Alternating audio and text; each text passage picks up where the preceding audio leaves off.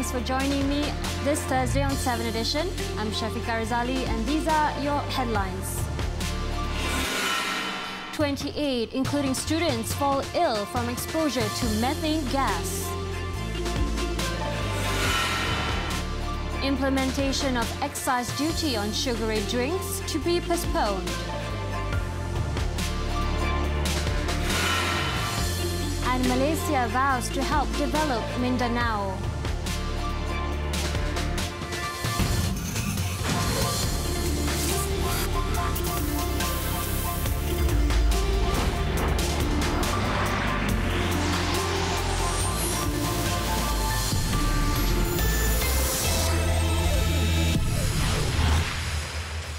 We begin the bulletin with this story. 28 people, most of whom are students from 2 schools in Taman Pasir Puteh, had to be treated for chemical poisoning after inhaling what is believed to be methane gas. 8 of them are in critical condition. The gas is believed to have come from a nearby river after chemicals were illegally dumped there.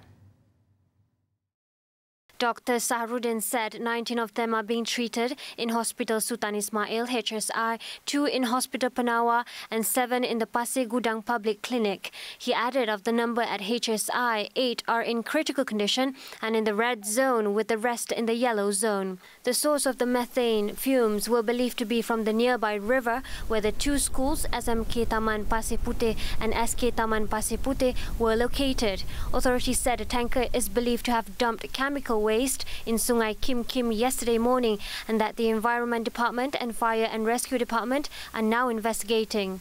Earlier, State Fire and Rescue Operations Commander Lokman Hakim Sulaiman said the department received an emergency call at about 5 a.m. He said 4 teams with a hazardous material hazmat team assisted by the Pasir Gudang Fire Station rushed to the location immediately after receiving the distress call.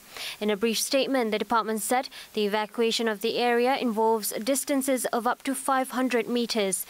Both the primary and secondary schools have more than 1,400 students and teachers. The government has agreed to postpone the implementation of the excise duty on sugary drinks manufactured in the form of ready-to-drink packaging from April 1st to July 1st, 2019. Customs Director General Datuk Sri T. Subramaniam in a statement today said the postponement was aimed at giving sufficient time for the industry to make the necessary preparations. He added the government has also agreed to raise the threshold of sugar content from 5 grams to 7 grams per 100 millimeters for milk-based beverage products containing lactose, excluding soy milk products. Juices that contain more than 12 grams per 100 millimeters will also be taxed. In August last year, Prime Minister Tun Dr. Mahathir Mohamad said that the government was considering a tax on sugary soft drinks due to high levels of sugar consumption in the country. This followed a study conducted by the Health Ministry, which found that nearly 1 in 2 Malaysians are overweight or obese.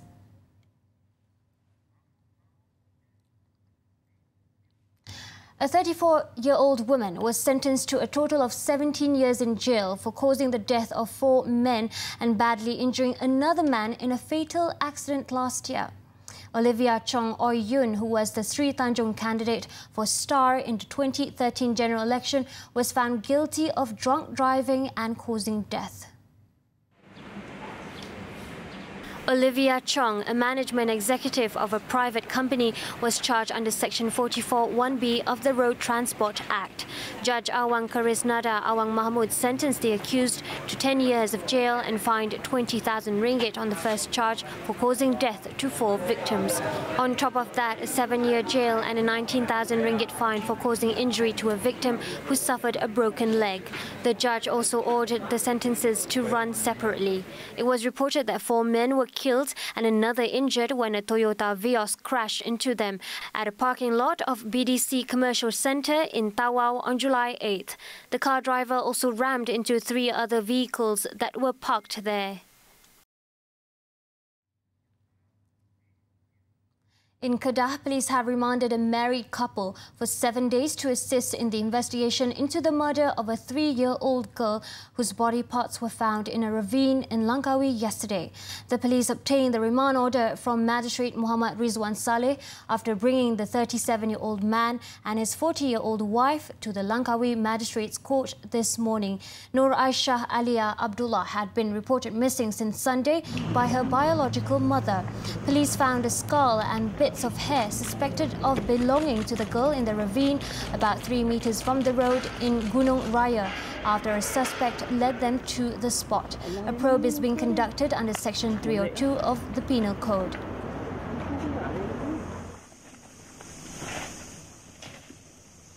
Now, on to the probe into the development of land owned by the Sri Maha Mariamman Temple. A Tantri remanded for 3 days to assist in the case was released on bail today. Magistrate Norai Shah Muhammad Yusof dismissed the Malaysian Anti-Corruption Commission MACC's application to extend his remand for another 7 days. The court also ordered the wheelchair-bound Tantri to be brought to the hospital for a medical checkup. However, the court extended the period of remand by 1 more day to tomorrow for 2 other people, one of whom is the son of the Tantri. All of them were remanded for 3 days from Tuesday after being arrested on Monday evening. It was reported that a team of MACC officers raided the house of the temple's top official, temple office, as well as the home of another senior officer alleged to be involved in the 1.6-hectare land deal.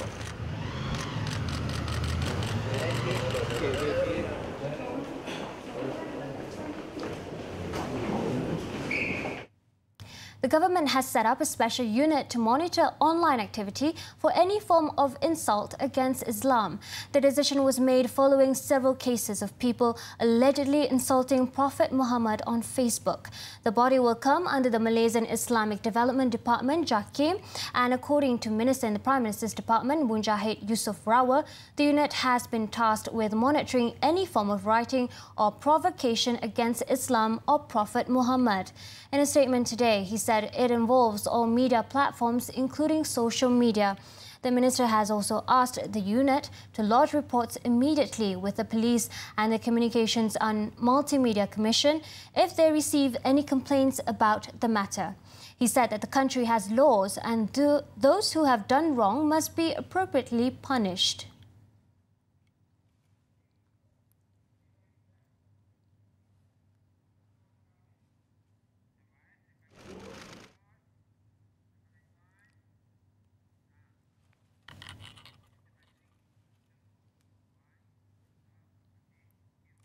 Miss Universe Malaysia is one of the biggest beauty pageants in the country that sends the winner to the Miss Universe pageant. The top 18 finalists were selected through a series of auditions held in Kuala Lumpur, Kota Kinabalu and Kuching. And tonight is the grand finale where one of the 18 hopefuls will be selected as Miss Universe Malaysia 2019. To get the live updates, let's cross over to our reporter, Miza Shafiza Muhammad Fuad, who is currently at the gala night of the pageant. Hey there, Miza, what can you tell us? Yes, Shafika, it's finally the grand finale or gala night for Miss Universe Malaysia 2019.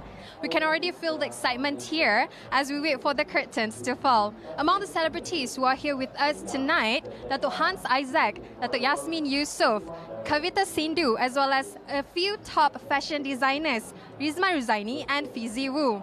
Now together with us here is Datin Elaine Daly. Let's welcome her. Hi Datin, nice to meet you. Nice to meet you. Thank you for being here. Thank you. So I've heard that the finalists actually were on boot camp. Yes. For them just to prepare for this night. So can you tell us what are some of the challenges that help them grow as a person mentally and physically? They went through a lot of challenges during boot camp week, you know, as you mentioned, mentally, physically, makeup challenges, how to groom themselves, etiquette, and a lot of fitness. A lot of fitness is involved. So yes, it was a grueling boot camp week. So what are your hopes for this year's Miss Universe Malaysia and for those 18 finalists who have made this far? My hope this year and every year is in hopes of Malaysia placing at the international finals. But even if she doesn't, I know that she would have made Malaysia very, very proud, standing there with full of grace and confidence and composure. So to the 18 finalists, I think they're amazing. They have all come in with their own personalities and their own strengths and their own confidence. So I'm very excited about tonight's show. Yeah. Right. By the way, Datin, tomorrow is International Women's Day, and this year's theme is gender equality. Any thoughts on how we can advance gender equality and empowerment of women in Malaysia? Absolutely. I mean, Miss Universe Malaysia organization, we're all about empowering and inspiring young women. And, for them to set goals and achieve goals, I think that's the first step we take to gender equality, to knowing that, you have this big goal out there that you need to achieve in life. And that's the first step. Yeah. All right, I know this is out of the question, but would you mind teaching me how to catwalk? Probably we can do it together here. Okay, you ready? Ready. Okay.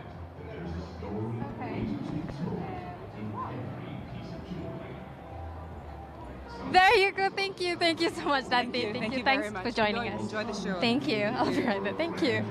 There you go. So you could also now practice catwalking at home thanks to Datin Eileen Dahlia's tips. That's all from me. I'm going to go because I have a show to catch on. Back to the studio. Thank you, Miza, for the updates, and best of luck to all the finalists. Now, when we return, girl finds money on car wiper to pay for her road tax. Details next.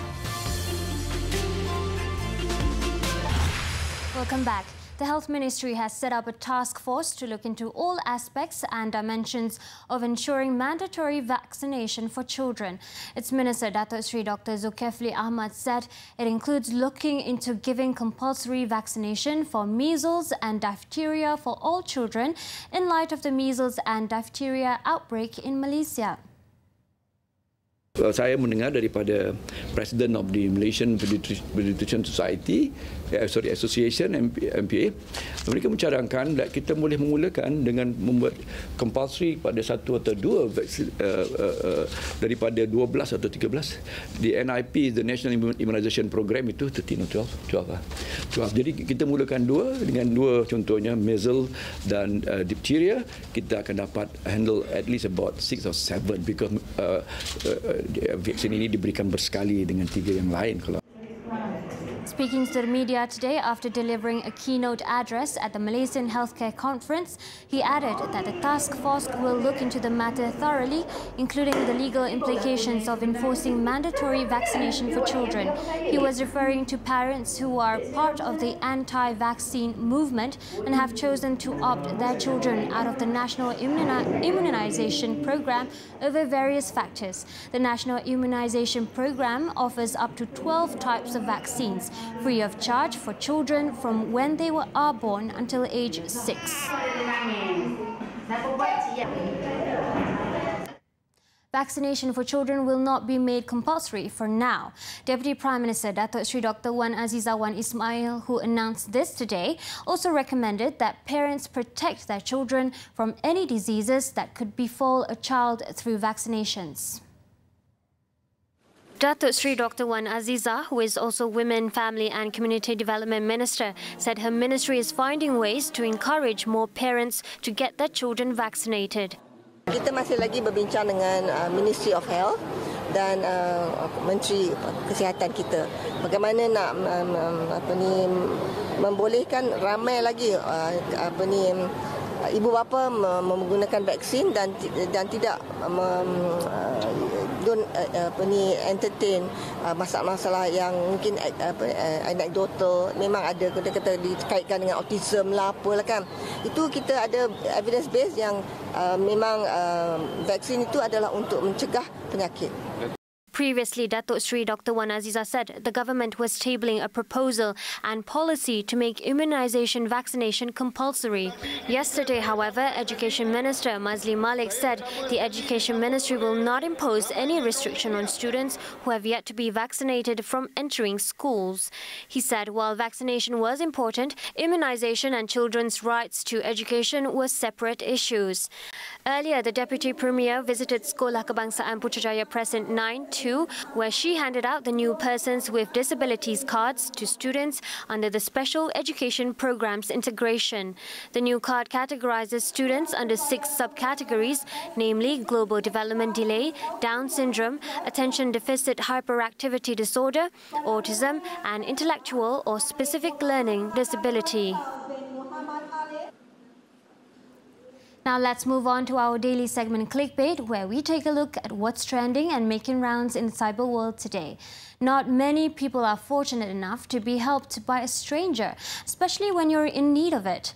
A woman by the name of Nur Akila posted on Facebook an unexpectedly kind experience she had when returning to her parked car. She writes that attached to her windscreen was a small envelope containing 150 ringgit in cash.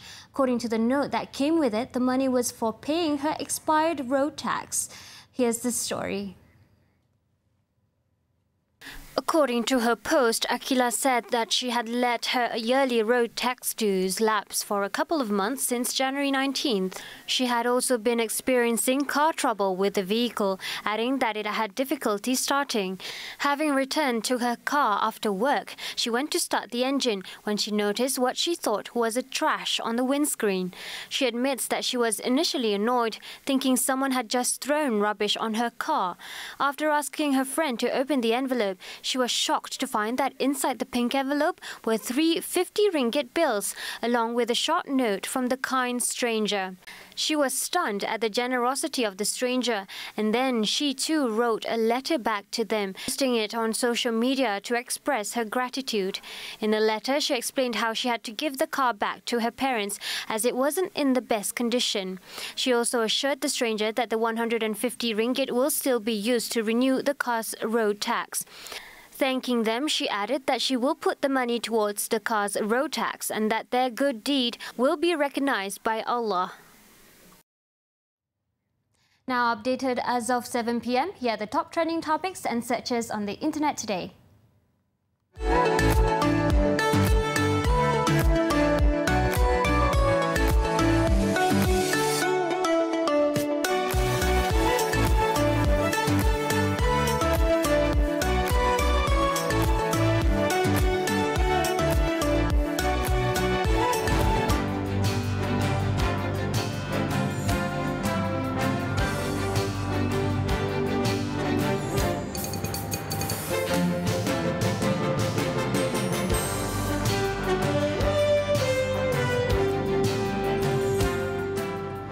Putrajaya has assured Manila of Malaysia's commitment and desire to assist in the development of Mindanao. Prime Minister Tun Dr. Mahathir Mohamad today gave this assurance to Philippine President Rodrigo Duterte in Manila during his 3-day visit to the Philippines. Speaking at a joint media conference after a bilateral meeting with Duterte at Malacanang Palace in Manila today, Tun Dr. Mahathir said Mindanao has vast economic potential to be developed, and the establishment of the Bangsa Moro Autonomous Region in Muslim Mindanao, BARMM, would help to boost economic ties between the two countries. The formation of the BARMM was possible after the Bangsa Moro Organic Law was ratified through plebiscite in the Philippine Congress last month. Duterte acknowledged Malaysia's contribution, the peace process for the southern region of Mindanao, which led to the historic formation of the BARMM. Earlier, Tun Dr. Mahathir was given a state welcome at the Malacanang Palace in Manila today, the first such reception given to a foreign head of government by the Philippines under the administration of President Rodrigo Duterte. Upon arrival at the palace, Tun Dr. Mahathir inspected a guard of honor mounted by the Philippine Armed Forces, accompanied by Duterte, after which the national anthems of Malaysia and the Philippines were played, along with the firing of a 21-gun salute. Afterwards, a meeting of the Malaysian and Philippine delegations was held, headed by the two leaders. The Malaysian Prime Minister also attended a state banquet in his honour, hosted by Duterte. ASEAN should relaunch the concept of domestic market partnership among member countries for the benefit of better mutual trade. Tun Dr. Mahathir said the concept of one country, one industry is among the focuses, which can further boost the regional economy. In his keynote address at the Malaysian-Philippine Business Forum in Manila today, the Prime Minister said ASEAN had a population of 600 million people, which should benefit the economic sector. If you have a good domestic market, then you can test out your products in your market before you go abroad.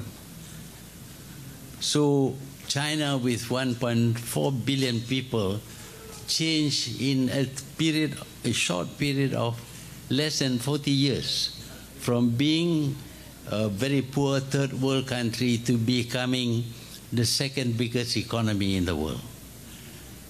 Now, this should provide us with some lessons that a big population can help us grow our country.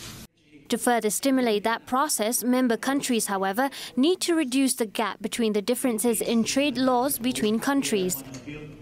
We have to be productive, of course, but a big population divided is not going to be very helpful. Despite having 600,000 people living in Southeast Asia, we are still looking at ourselves as different countries with different markets, a different domestic market. That has limited our capacity to grow. In the beginning, there was this idea that we should divide the industries between ourselves so that each industry can be cited in one country, but will have the market of all the 5 countries. The forum was attended by Foreign Minister Datuk Saifuddin Abdullah, International Trade and Industry Minister Datuk Darrell Liking, and industry players of Malaysia and the Philippines. Taiping has been recognized as among the top 3 sustainable cities in the world. The city was placed 3rd behind Ljubljana, the capital of Slovenia, and Vancouver, Canada. The recognition was given during the 2019 Sustainable Top 100 Destination Awards at the International Tourismusbörse ITB Travel Trade Show in Berlin, Germany yesterday. Taiping Municipal Council President Dato' Abdul Rahim Muhammad Arif received the award.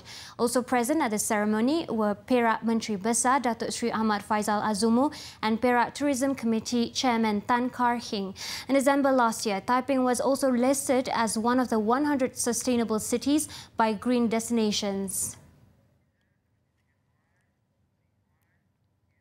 Coming up, Huawei accuses the US government of hacking its servers in lawsuit. Stay tuned to find out more.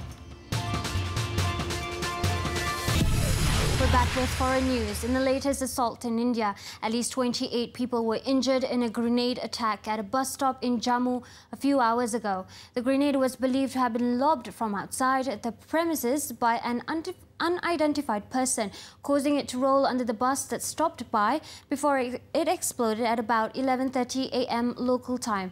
Visuals from the location show security personnel barricading the area as locals rush in to help the victims. Currently, all the injured have been hospitalized and 5 of them are in critical condition. Shrapnels were seen scattered at the site of the blast as police cordoned off the area. Further investigation on the incident is underway. The blast comes amid heightened tensions between India and Pakistan after 40 Indian troops were killed on February 14 in the part of Kashmir that New Delhi controls.